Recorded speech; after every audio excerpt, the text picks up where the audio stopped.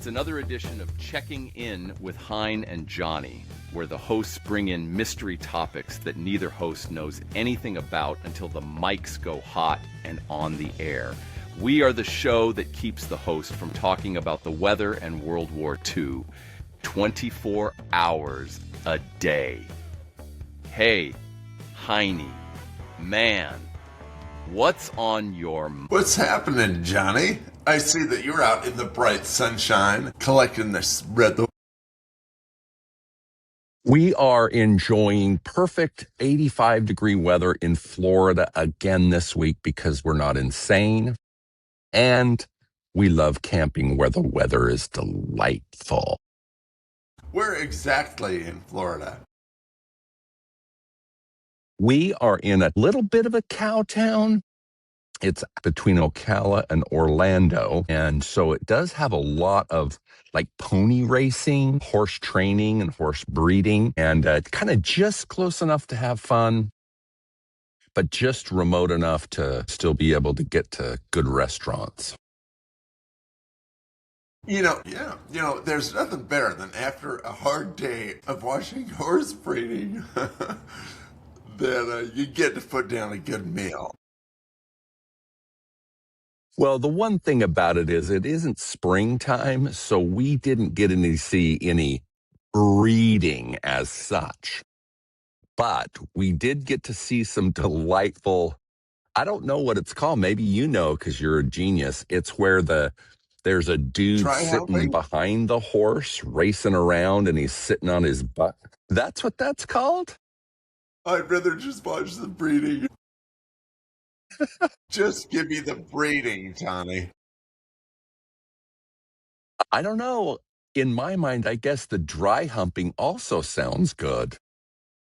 But who am I? Well, not to get sidetracked, but last week, one of our viewers sent in and said that the show was good-ish. Good-ish. For anybody else, that would be bad. But for us, it's like... I think that's up from vile. That's a huge move up. Yeah, the show is... It's good-ish. And for the two of us, it made us so happy when we got that kind of, feedback because we're used to what's wrong with you people?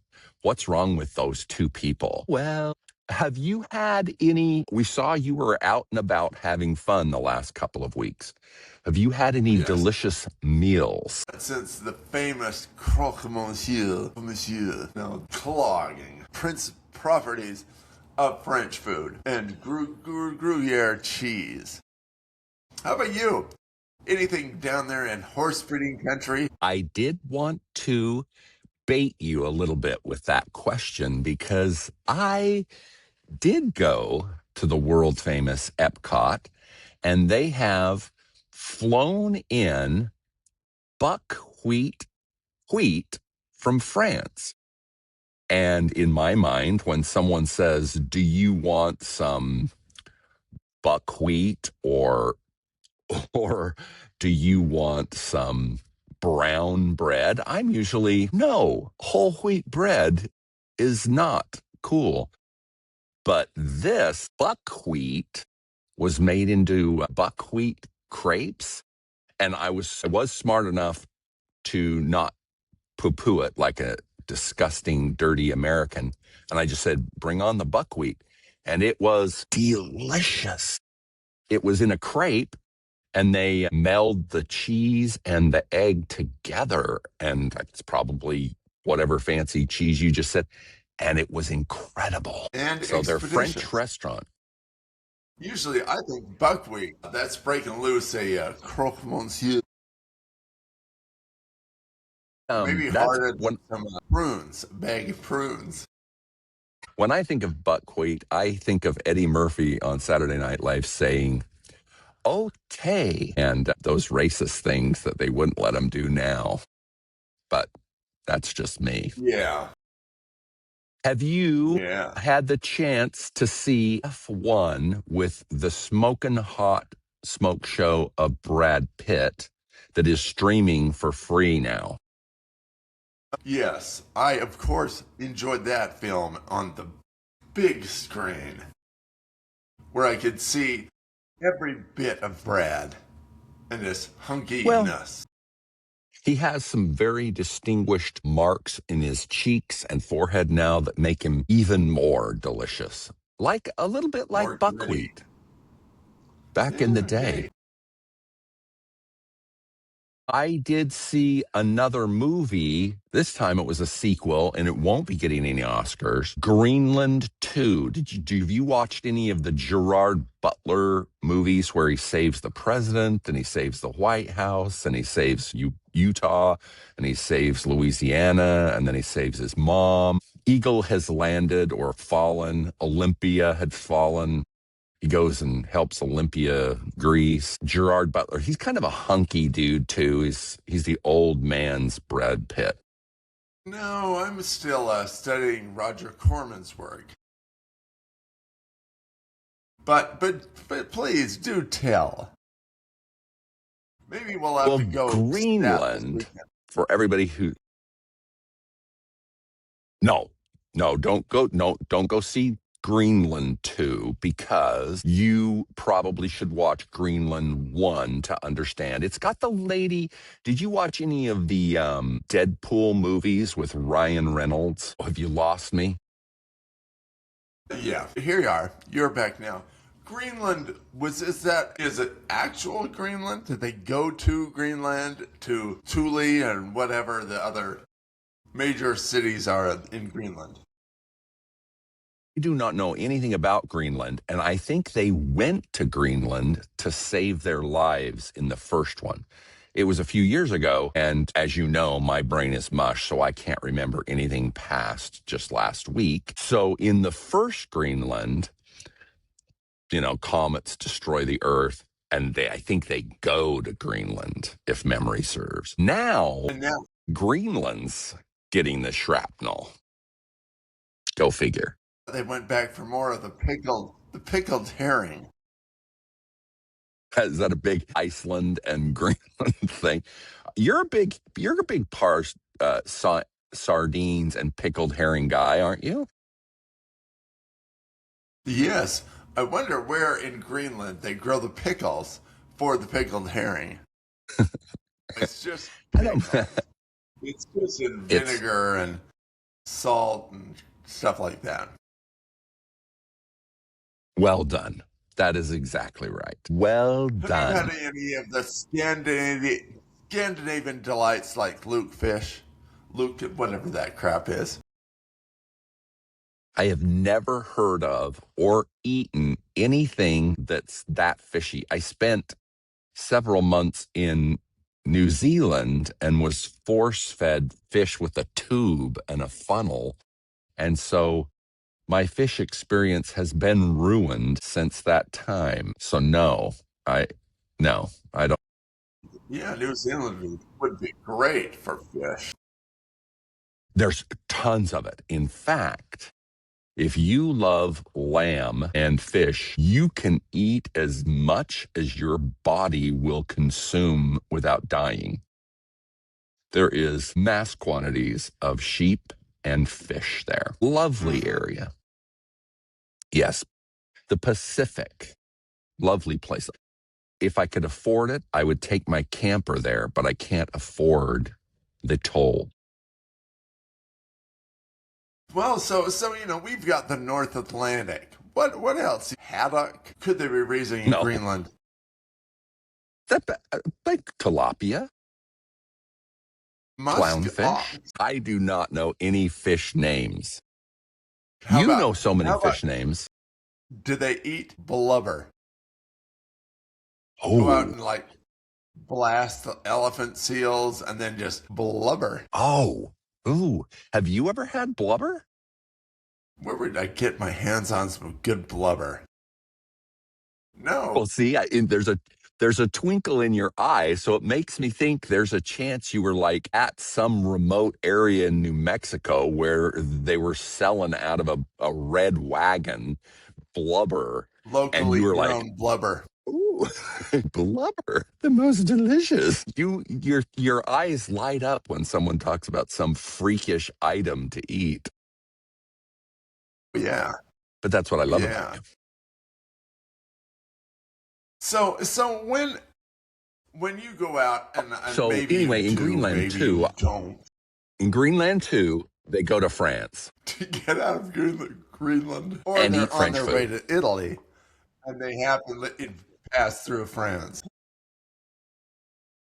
Somebody told them there's delicious cheese with buckwheat. And so in Greenland too, they go to France. So, do you ever eat Mexican food? My wife Mexican food, Johnny? loves Mexican food. She loves it. Allison So, adores Mexican food. So every third place we go. so do you ever snuggle up in a booth at the Mexican food restaurant, and then the roving band of mariachis comes by to play at your table for roughly $1 a person tip? So if they've got a good band, it's a $10 deal. Do they ever do that? They do. And my wife pay them to move along. Move I was going to along. ask, what song request? I mean, you've Well, got to have a of couple. course, Every guy, to impress your bride, you got to have a couple of songs up your sleeve to request. I mean, otherwise, you're going to say Macarena, of Volver. course. They're going to look and go, oh, again, here we go. We're playing Volver. Instead, Da-da-da-da-da. if you really, yeah, but what's the name of that song? La Cucaracha? No, I don't know. I mean, you can request, if you really want her putty in your hands, you request Por Mujeres Como Tu by the great, Wow. Aguilar, his son, not Pablo Escobar, Pepe Aguilar, or, I mean, do you have any favorite mariachi bands? For, like Yeah, hundreds. I know Tigres so del many. Norte? Come on, you Like the can fish, request. Here, Henry. You can continue to name them. I'll give you a pro tip. You can request Niño Perdido. And that means the No, is lost child. Perdido? Niño, Perdido. Niño, Perdido. I'll be ready. Perdido. Lost child. I'll remember And it. in that song, what they do is the guy who plays the trumpet, or maybe a little cornet, separates from the rest of the mariachis and plays from different locations in the restaurant until he is reunited with the rest of the band. Because he's lost. Pro tip. Do it tonight. I mean, Allison will be so impressed when you just say, por favor, Niño Perdido. It does sound romantic when you say it, so maybe I'll get some action from it. Now, do you know your You said different putty. genres of Mexican music? I only know You've got Herb banda, Albert. norteña. No. Nutty. Well, I guess I do like Tito. Didn't he play like the marimba? I don't know. I think. He did. Yeah. Santana would cover his stuff. The great band Carlos Santana. You say it with such a New Mexico flair. I love that. I'm not authentic at all, Well, Henry. if I don't, I'm chastised. He just By sounds our like a one stupid viewer? gringo. Or is he culturally appropriating our people? When you speak with a really good accent, are you culturally appropriating? That's kind of If you're a that's a thin gringo, line, yeah, man. yeah, yeah. It's If a you if fine you know if line you're talking and you say, that is very nice urban sombrero, you're culturally appropriating. But if I you won't say do that. sombrero, it's a sombrero, then Sombrero. you're okay. See, that's why you are the moral backbone of this pod, Henry. You teach me how to be a better man. Thank you. So Thank you. so just some more pro tips. How do you tell when you're listening to banda music? Banda. It Because is Bon Jovi is in it. no. It usually features a tuba.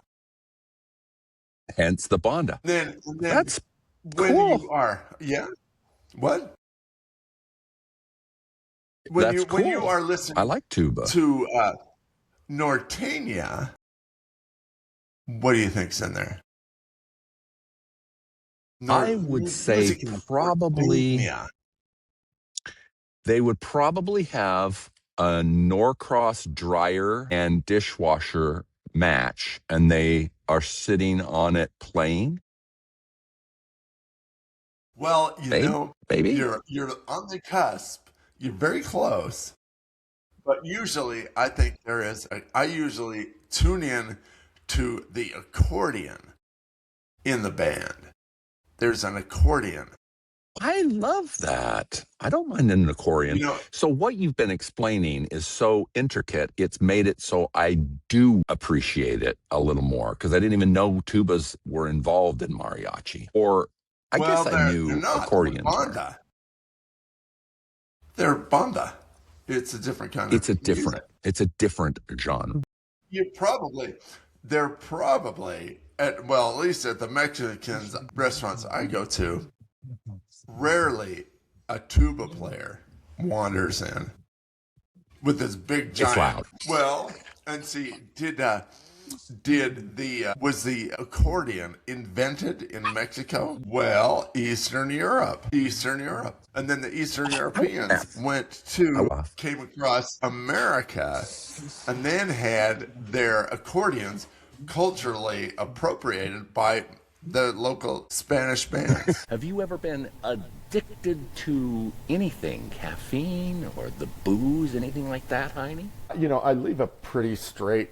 There is some wine that I'm drinking, but really, I secretly, if I want to tell you, and hopefully nobody's listening, Nobody does listen to this. I have a strong desire for I can see Castrol you're getting choked up. This is so emotional. This is like Oprah.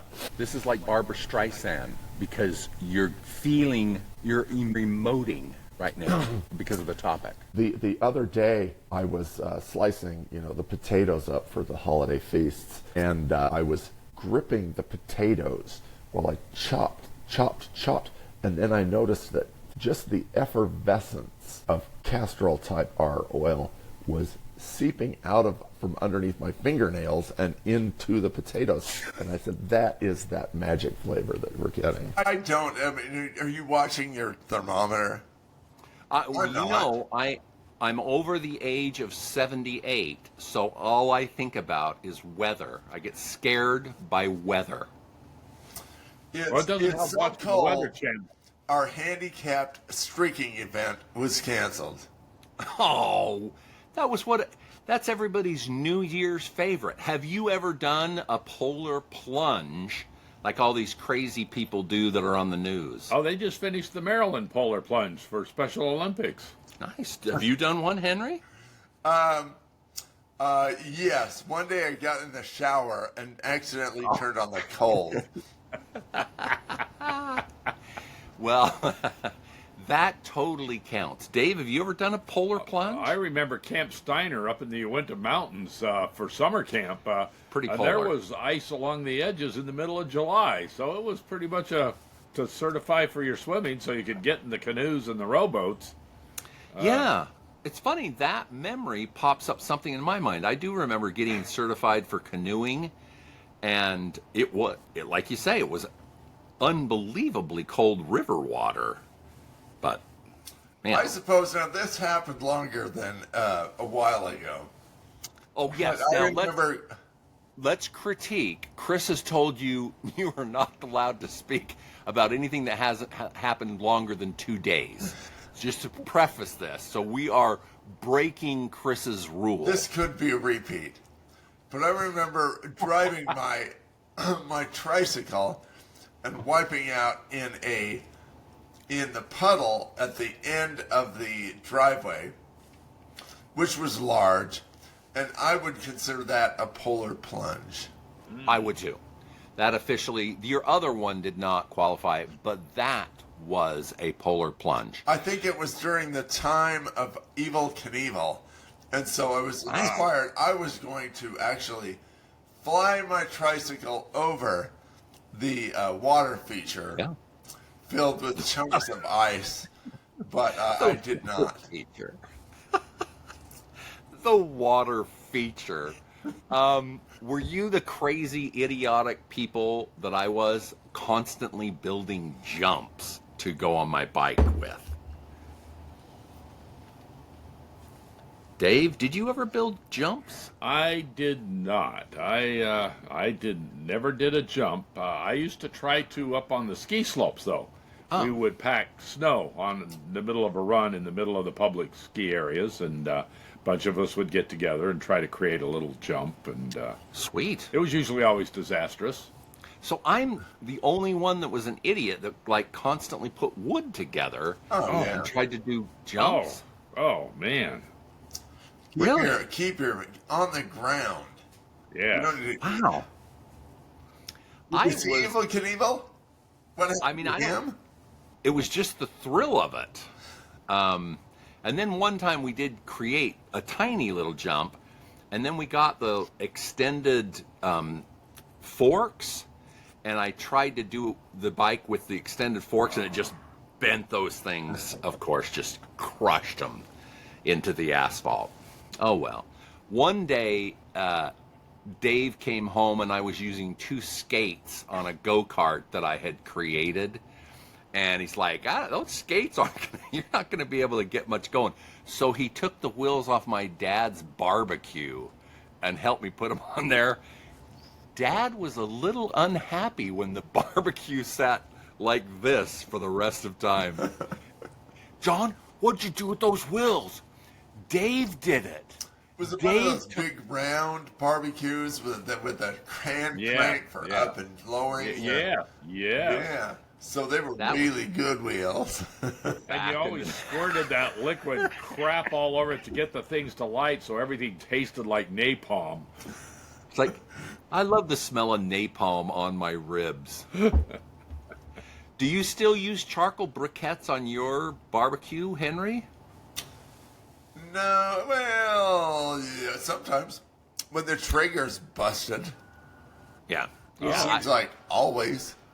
Man, I still use hard lump charcoal. Charcoal I is have good. one of the eggs, so. Yeah. You don't have to use the spray on napalm anymore. Yeah, no, I have gas hooked up to the natural gas line. Light me up. I've had gas ever since Taco Tuesday, so I've got plenty of gas, Henry. And I don't even have a big green egg stuck up my... Anyway, goals. We will talk about a few things. Iron. I'm gonna pump some iron. We will. We're so. I feel a little bad making light of your incident, but it's no. Well, anyway, you might as well. Any New Year's resolutions that you've had every single year and you never have got them done? So much failure. How can you put it in one box? I always promise my wife I'm going to be a nice guy, and it doesn't last a single day. That's a lie, too. Yeah. Yeah, I can probably promise. get my Christmas shopping done earlier next year. Did you do a Buy my wife a thoughtful gift. Did you do any serious Christmas shopping or thoughtful gift buying this year at all? Thoughtful gift buying. Well, always. Well, I try. Well, then you're a good husband. I was going to say. That doesn't qualify. Ask her.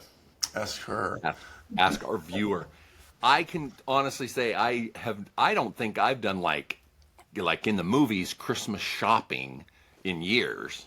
I mean, I just have not gone to the mall and looked for a, talking Teddy Brumpskin at all. So. Yeah, that's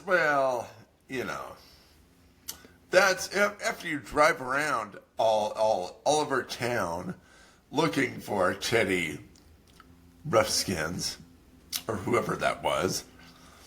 I think it was Cabbage Patch Foreskins. That was the big one. Super popular, really popular in the 80s. But now I think about it, I always buy myself a thoughtful gift for the holidays. I spend a lot of time getting myself just the right gift that I really want. So I spend a lot of time on that. So I will, with those parameters in mind, I have done very thoughtful purchasing because I get me something that is really, really well received. Do you buy yourself something every year, Henry? Probably.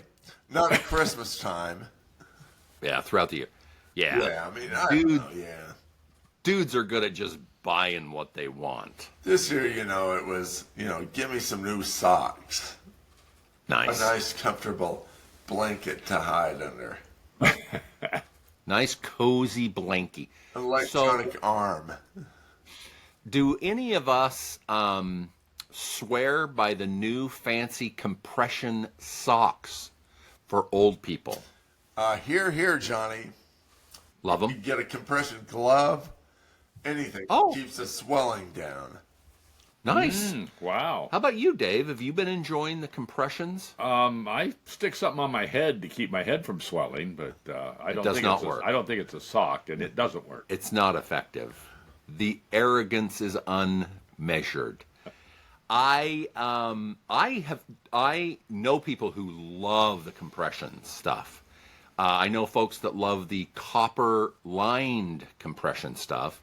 And then the magnets. Tell me, is your magnet experience going fantastic today? Oh, I can't stay away from you. That magnet, it's so effective. Does it make you feel better? Do you feel more balanced with your magnetics on, Dave? I'm just glad it doesn't pull my teeth out. Well, the magnet. Remember Jaws in James Bond? Yes. That was the craziest. I mean, I think they just wrote that part because they knew a guy that would do it. They were I mean, genius. Genius. Yeah, it was a genius idea. The Roger Moore years, just so that I can be clear, the Roger Moore James Bond years were a little less spy and a little more goofy. Wow, that is amazing. I mean, I watched that and yeah, good idea. And then when I became a magnetic expert, I said, do you think you could really get that kind of pull on 400 series stainless? Or if the teeth are 300 series stainless, they're not going to pick up at all. And so once you got a mild steel iron teeth. So you think they might have been exaggerating just a little? Sensationalizing? What? Hollywood? I do not buy any of those movies. Probably another repeat. I don't buy Indiana Jones. The Germans would shoot him. They're not that stupid. They would kill him. But as a teenager on the early James Bond, and I was going through puberty, I certainly enjoyed the sessions with the opposite sex. That's a whole nother show. Bond girl. How about the fact that during the Bond intros, they would show side boob? That was like unheard of in America. Maybe in Europe, they were showing side boob all the time. I mean, so really, Dave, for you, it was probably Ursula Andress. And yes, the Thunderball and The gold, oh man, the gold. Remember Goldfinger and the lady in gold? Yes. No, you know, I mean, I was all about Barbara Bach. Oh, Yeah. absolutely. Yeah. And the submersible lotus. See, now it's funny. It tickled my fancy that you started to think how much tonnage could a magnet hold. And I love the fact that that was the one thing that no, it's not possible. The physics do not match up. Well, years later, I bought every Bond gadget. I believed all of it. Me too. I wouldn't watch Star Wars. I'd be like, oh no, lasers, pah. Lightsaber, Like, what a jump. Yeah, blows up a whole planet, and they just laugh it off. Robots that can talk. It was a battle, dude. Well, how did you do with Maxwell Smart's shoe that you could talk into? Get Smart. We have never talked about Get Smart. Did you watch Mel Brooks' classic Get Smart on TV, Henry? Well, yes. It was one of my favorite shows of all time. I mean, I loved it. And 99. Oh, absolutely. Speaking of Barbara Bach. And, she was, Ursula Andress. Yeah. That tittles the winky. Well, we are at the end. We will do some nostalgic favorites, but we are going to continue with our new tradition, winding up the last year and beginning the new one of showing some of our favorite clips at the end of the pod. We'll see everybody next time. Enjoy. Thanks for listening to Checking In with Hein and Johnny. You can follow all things Hein and Johnny by subscribing to Checking In with Hein and Johnny anywhere you listen to podcasts. Checking In with Hein and Johnny is sponsored by Conveyors and Equipment. They supply, design, and service all types of conveyors, belting, and material handling equipment since 1972. With 3 locations to serve you, Salt Lake City, Albuquerque, and El Paso. Find them on the web at conveyequip.com. That's CONVEYEQUIP.com.